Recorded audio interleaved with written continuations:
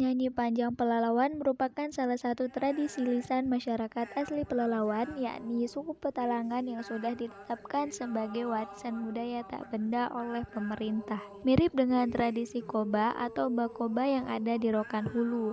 Nah, tradisi sastra lisan ini bercorak naratif atau bercerita yang ditunjukkan kepada khalayak ramai oleh seorang tukang nyanyi panjang atau yang lebih lazim disebut pebilang nyanyian panjang. Penyampaian cerita melalui nyanyian ini seperti namanya, nyanyi yang panjang, yakni memakan waktu yang panjang atau lama. Kadang lebih dari satu malam dengan menggunakan nada-nada tertentu sesuai dengan jenis nyanyiannya.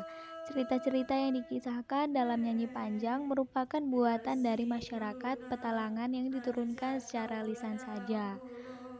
Bentuk cerita yang dikisahkan dalam nyanyi panjang merupakan bentuk prosa berirama, sering diulang dan struktur cerita mirip dengan hikayat Melayu lainnya. Menurut Tenas Effendi 1997, asal-usul dari nyanyi panjang ini merupakan tradisi penamaan tempat di mana orang-orang Petalangan tinggal atau yang disebut dengan hutan tanah wilayat atau tanah wilayat. Nyanyian panjang juga bercerita tentang keadaan hutan dan lingkungan tempat mereka para pesukuan dan pebatinan berada. Dalam penyampaian sebuah pertunjukan nyanyi panjang, ada beberapa hal yang sangat menentukan kualitas pertunjukan tersebut. Di antaranya adalah tukang nyanyi panjang, cerita yang diangkat, kemudian suasana pertunjukan serta penonton atau khalayak yang menyaksikan. Dari keempat unsur tersebut, tukang nyanyi panjang menjadi unsur yang paling menentukan untuk mengontrol jalannya pertunjukan. Sebab dia bukan hanya sebagai seorang tukang cerita, namun juga sebagai penyanyi yang lebih sering disebut sebagai pebilang, penggubah, dan pencipta. Untuk musik di dalam nyanyi panjang Pelalawan tersebut kurang mendapat perhatian yang lebih, bahkan pada masa dahulu para tukang cerita panjang hanya menyampaikan ceritanya dengan menggunakan gendang biasa. Orang-orang sudah cukup tertarik dan mendapatkan hiburan serta informasi dari cerita yang disampaikan si tukang nyanyi panjang.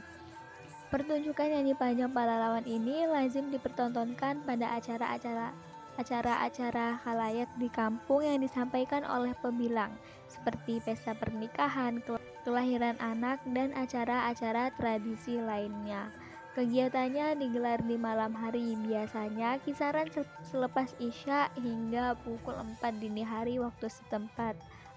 Si tukang nyanyi panjang biasanya diberi tempat khusus berupa tilam kecil atau hanya tikar biasa.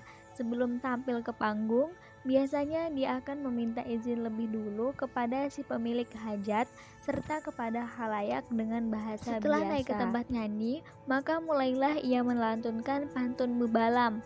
Lalu setelah itu barulah masuk ke jalan cerita yang akan disampaikan. Lamanya pantun bebalam disampaikan tergantung pada si tukang nyanyi dan khalayak yang merespon penampilan si tukang nyanyi panjang. Bagaimana